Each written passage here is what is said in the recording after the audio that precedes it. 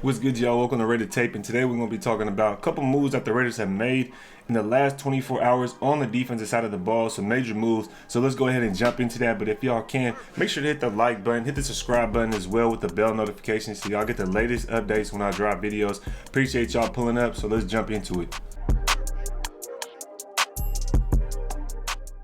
So Las Vegas Raiders actually let go of Gus Bradley, or more like the Colts picked up Gus Bradley and they made him their defensive coordinator. It was already in the mix. It was already in the news that Gus Bradley was pretty much going to the Colts after he had got the interview opportunity with them. And the fact that the news came out about Patrick Graham coming over from the New York Giants as well. But the fact we're losing Gus Bradley is going to be a major blow in my opinion, just because of the fact that the talent he was able to bring in, the talent he was able to evaluate and to acknowledge and put in position to be successful, in my opinion. I know a lot of people will say that he wasn't very successful.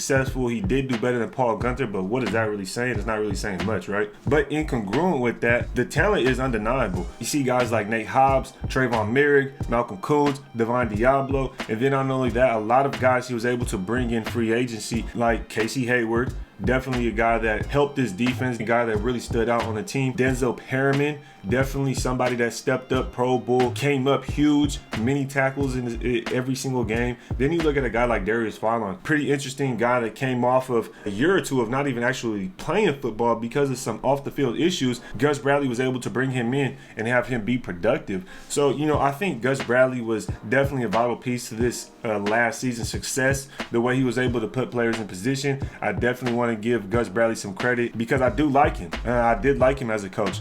His scheme, he was very stubborn. He didn't want to switch things up. It was more like, if you end up beating my scheme, then you're going to go ahead and beat the scheme, and he's not going to change anything, which was pretty frustrating because I know a lot of us would sit there and say, come on, change something up. Quit going to the cover three. Perfect example is when we played the Chiefs and they were just continuously able to dice us up. So that was a pretty tough matchup right there as well. So Gus Bradley, it was time to move on. Yes, I understand, but I do want to give Gus Bradley a shout out because bringing in Patrick Graham is the latest news for the Raiders, the DC from the New York Giants, somebody that a lot of people were high on. He also had head coaching opportunities. We were able to snatch him up off the New York Giants coaching staff, and that was a big opportunity for us, just to base the fact that we can run multiple defenses now. He runs a 4-3, 3-4, a 5-2, obviously nickel formations and some dime packages. Just going back to look, he had guys like Jabril Peppers around the line of scrimmage a lot, and I think that would be a role that Jonathan Abram would run, and he'd be basically in the A gap, some type of formation and that such, having linebackers around the line of scrimmage a lot, blitzing DBs off the edge and dropping back linebackers. Just a lot of creative and mixed up stuff. Man coverage, zero blitzes here and there.